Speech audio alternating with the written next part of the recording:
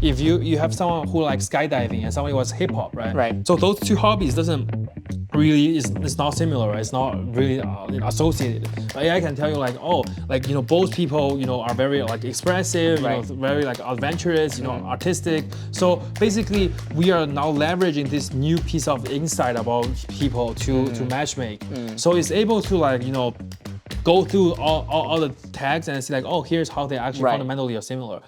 Hi everybody, this is Tetsuro from Off Topic. We're here to do another one of our interview series. Today, I'm super happy to have Alan Wang join us as our guest.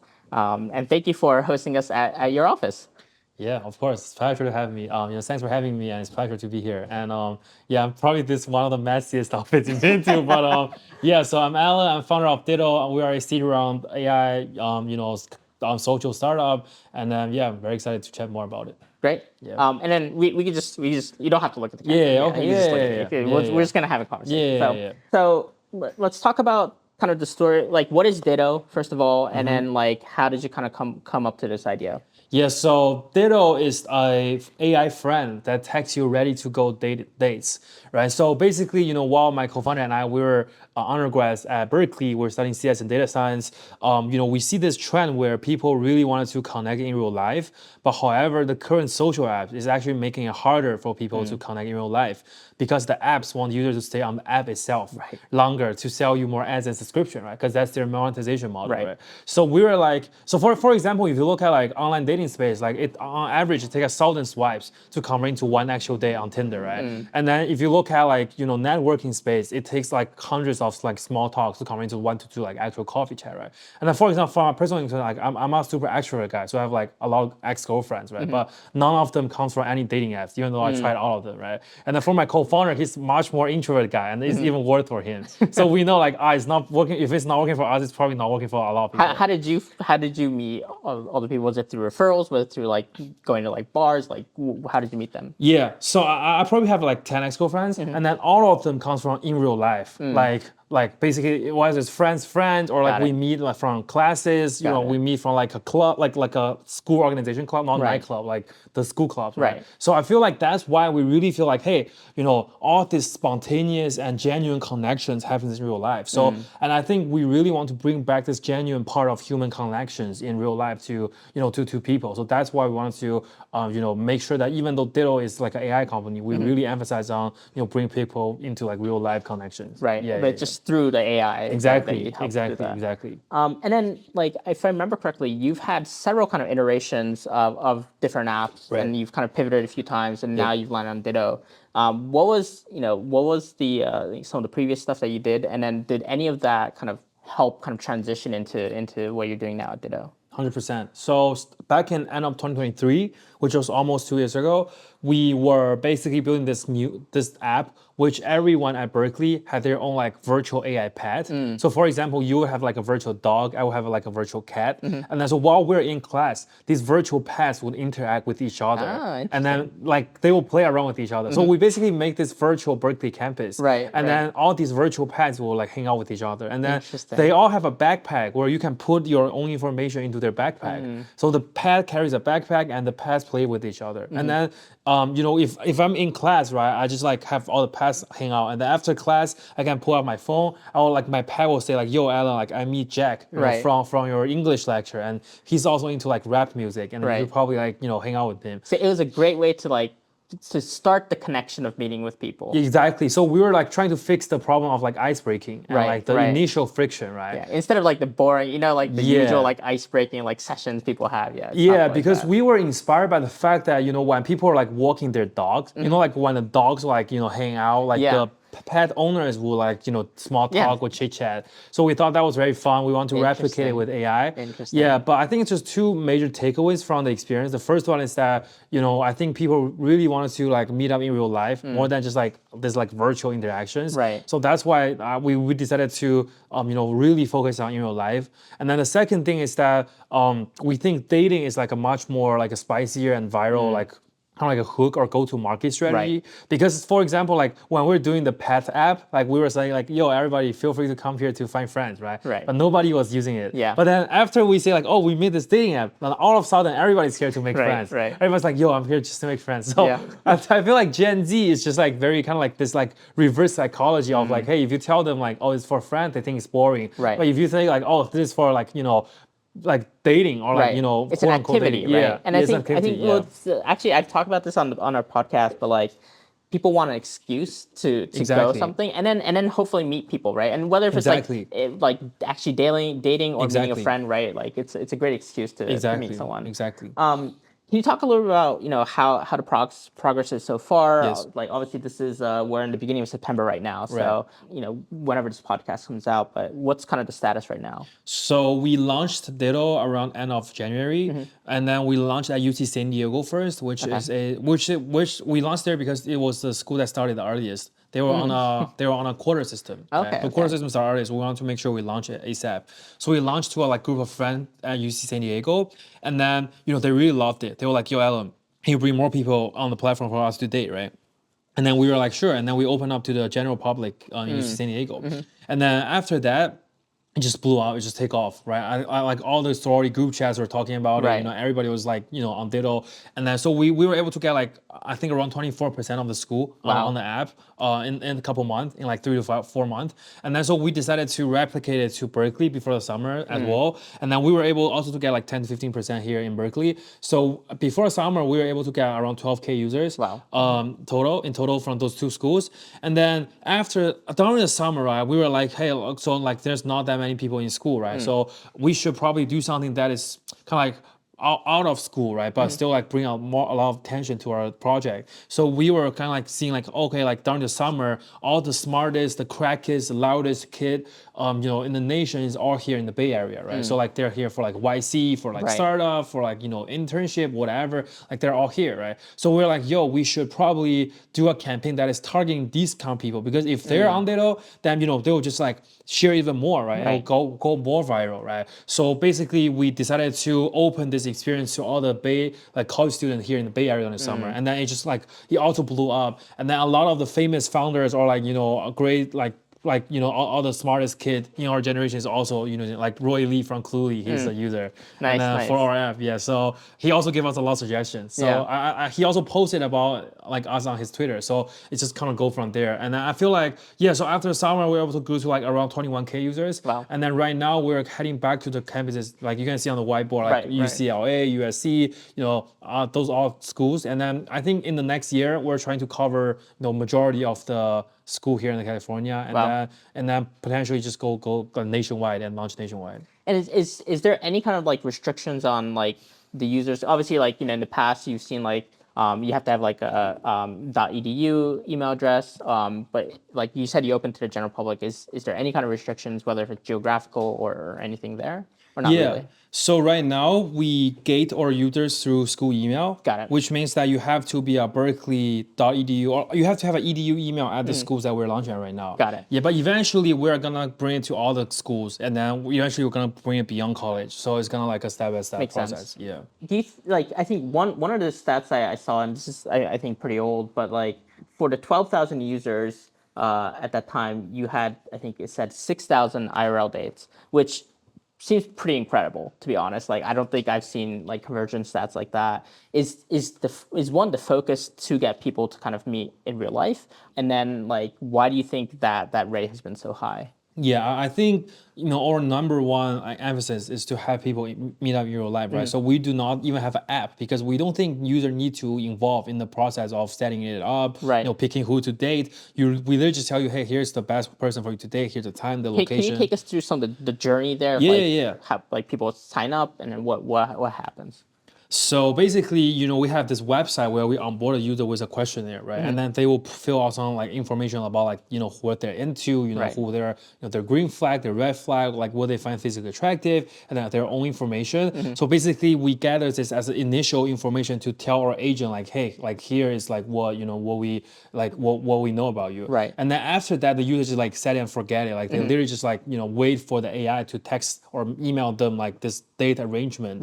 So which including the the users, like the other like matches information and the time, the location, and some dating tips. So everything's ready to go. Like you just like tell us like, hey, if you want to go or not, right? Right. And then after the date, right, or AI will come back and ask you for like some feedback. So we will say like, yo, like how did the date go? Like, do you have any new preferences? And some people will say like, yo, like, I think it's good, but I don't want to date like CS bros anymore. Right. Like, I don't want to date like freshmen. They're too Right. young, right? So people iteratively like fine tune their agent every time. And then we know more and more about their information. Yeah. And then we basically for the next match, we potentially know more and then can give them a better match. So it's like repetitively. So once the user inputs the information, the AI agent essentially goes throughout the database of your users, and based on whether if it's interest, whether if it's all these kind of different inputs that the user is given, try to find potential matches for them. And then if I remember correctly, they even recommend like where to go on the first date, right? Yes. So it's not just the person, but also like the time, the location, and everything. And also, I think we built this like mechanism based off like how real human matchmakers matchmake in real life, and then we break it down into different steps and have AI replace some of them. So for example, if you go on like Tinder or Hinge right now, right, there's no way for you to tell Tinder and Hinge like say, hey, I want somebody with tattoo and piercing, because Hinge cannot understand who has tattoo and who doesn't have tattoo. Right. But if you go on like Ditto, you tell like your AI like, yo, I want somebody with tattoo and piercing, it instantly know like, oh, this guy has tattoo, this guy doesn't, and then it like go through the filtering for you. So it's really just acting on your behalf, and then we'll make sure that you do not have to scroll like 1,000 people to make sure to determine who is the best one, but instead they're really just like this one great candidate for you to date with. Got it. Yeah. And then so like obviously the conversion rate, of like the IRL date conversions is very high right now. Do you think that's a factor? One, partially because of the app, but two, partially because of that you're focused on the schools right now. And then as you kind of grow and like go more towards the general public and non-college users, do you expect that conversion rate to change, or like what do you kind of expect there? Yeah, I think in terms of product design, we purposely focused on making sure that we're really stick with like what Gen Z wanted, right? Which is in real life, like social event. So because Gen Z they're super tired and they're like super fatigued about like endless swiping.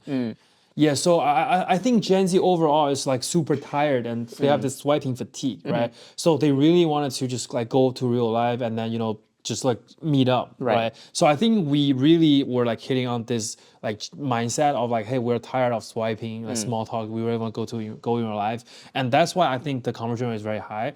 And also every time we only gave them one like potential candidate, so they're that way like they don't have like this endless choosing, pick and choose kind of like selection. So I think I think our kind of like date rate is very high. Like it's 75% for our user and it's 25% for Tinder, right? So I think it's very high, and I do think we're optimizing for like sending as much people into as many good days in real life as possible. So I totally see that it's gonna improve time over time.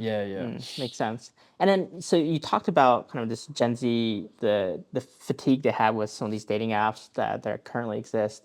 Why do you think that is? Like, obviously, like my generation, the millennials, obviously grew up with the Tinders, with the Hinges, with the Bumbles, so we're kind of used to it. Why do you think Gen Z has kind of fatigued out of it? I think because every decade we see this new paradigm shift in social/dating apps, right? So 20 years ago it was like Match.com was the PC native, and 10 years ago it was like Hinge and Tinder was mobile native, right? So Tinder and Hinge is much more efficient than like Match.com, because Match.com is literally just a static website. You have to like scroll through everything, you have to pick, but then so Tinder and Hinge is way more efficient than Match.com. But however, it's still not as efficient as if there's an AI agent that's acting on your behalf. So I feel like we're not at this new decade, which is like AI native era, right? So we see this AI agent technology evolving, where it turns all the static profiles into active agents.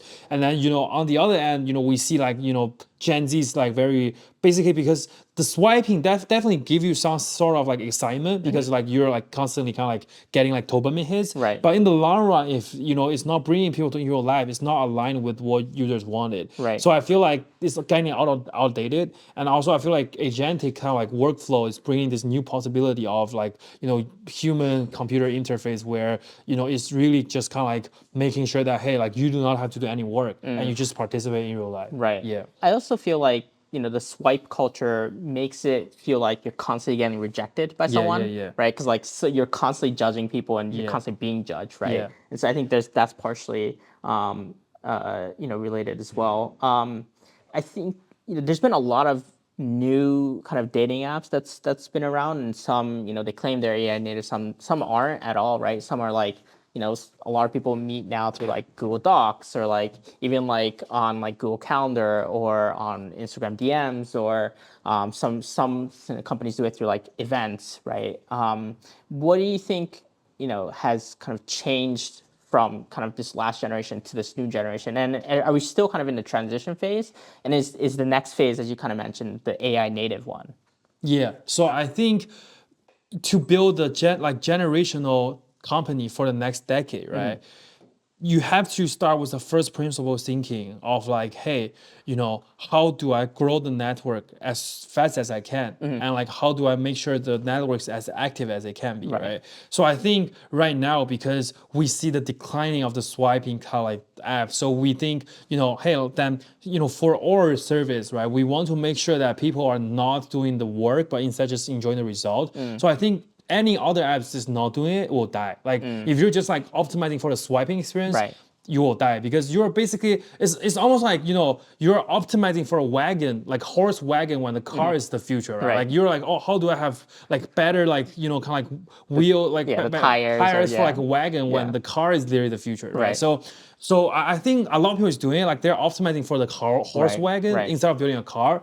So I feel like, what is a car? A car is like, hey, like for, in terms of dating, right? It's like, hey, I do not need to do any work. I just show up in real life, enjoy the date, come back, tell my agent what's good, what's not, and then, go on the next one. So that's literally just like the flow of it. And I think that's basically like how to define like the, how the new social connection, like way of people connecting in the next decade. I think it's not just dating, it's like a generalized like kind of social network where like you just tell your agent like, yo, I have 30 minutes this afternoon, I want to chat with a Berkeley founder working in robotics, right? And then Ditto just help you to set up an actual coffee day in real life, a coffee chat in real life, right? And then if you tell like, yo, I just got into golf and I want to find somebody who can play golf with me, then it just help you to set up an actual golf game in real life. Got it. So we're envisioning this like agentic network that's purely based off agents, where the agent is taking whatever social needs you have and then help you to arrange something in real life, right? It can be a coffee chat, it can be like a golf game, and then it even can be a group of people where you tell them like, yo, I want to play like frisbee this weekend. The group aspect sounds really, really interesting because I think there's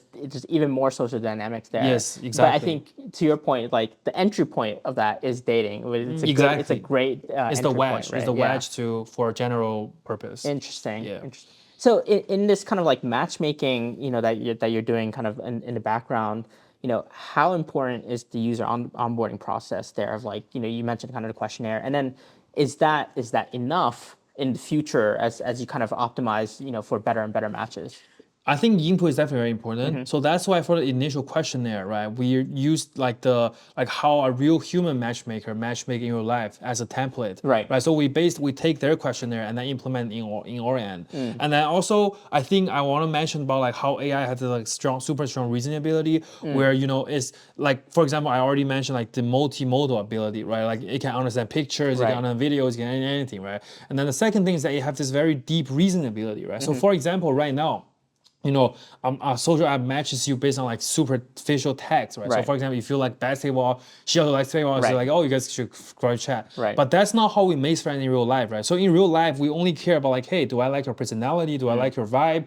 Do I like vibe with your intrinsic values? So it's not really about like, oh, do we all like LeBron James or do we all like Travis Scott, right? So instead, like a lot of my friends, we enjoy like very different music. We enjoy very different like, art and stuff, but we still, vibe a lot. So the vibe layer was not available for any other technology. But now, because AI can understand, like they can read into all the tags and then find out the deeper intrinsic core. So it's actually matching people just like how we make friends in real life. So for example, in Hinton's podcast, one of his podcasts, he mentioned about like how if you ask AI like how is compost heap similar with atomic bomb, no one ever taught AI why it's similar. It will tell you like, okay, so even though a compost heap and atomic bomb look super different, they will both go on a chain reaction when they're heated up. So it's able to like go through all the tags and see like, oh, here's how they actually fundamentally are similar. So it's very similar with like, how we're matchmaking in human, right? So let's say if you have someone who likes skydiving and somebody was hip hop, right? So those two hobbies doesn't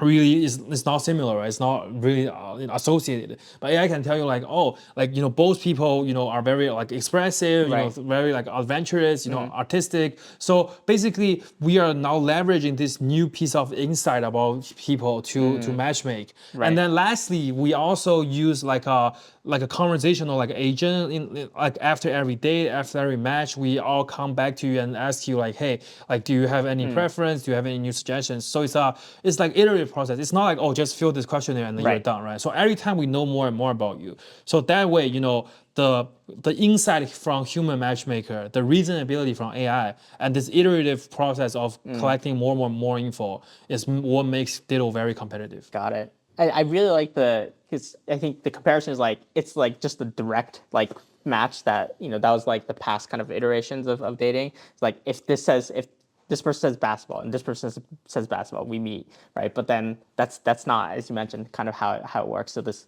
as you mentioned, kind of vibe layer of matching. Yes, That sounds super interesting.